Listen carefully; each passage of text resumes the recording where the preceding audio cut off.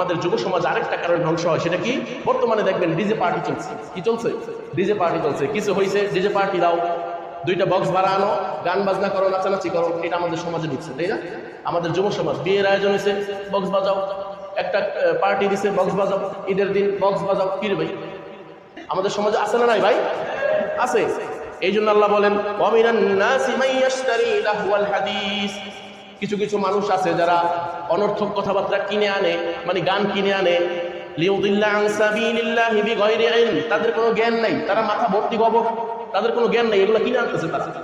লিউদিল্লা আন সাবিলিল্লাহ, মানুষকে পথভ্রষ্ট করবে আল্লাহর পথ থেকে, আল্লাহ তাআলার পথ থেকে মানুষকে সরায় রাখার জন্য। ওয়ায়াত্তাখিদাহা হুজওয়া, তারা এটাকে হাসি ঠাট্টা ভাবে নেয়, এটা নিয়ে হাসি ঠাট্টা করে। উলাইকা লাহুম আযাবুম মুহিন, তাদের জন্য আল্লাহ শাস্তি রেখেছেন যন্ত্রণাদায়ক, অপমানজনক, লাঞ্ছনাজনক শাস্তি রেখেছেন। তাহলে ভাই, আজকে থেকে আমরা শপথ করব, আমাদের সন্তানকে কখনো বিয়ের বাড়িতে হোক, যে কোনো অনুষ্ঠানে হোক, বক্স আনতে দেব না, এই গান বাদ্য বাজাতে দেব না, ইনশাআল্লাহ। কারণ এগুলো হারাম কাজ ভাই, এই জন্য আমরা ইনশাআল্লাহ রাজি আছি ইনশাআল্লাহ।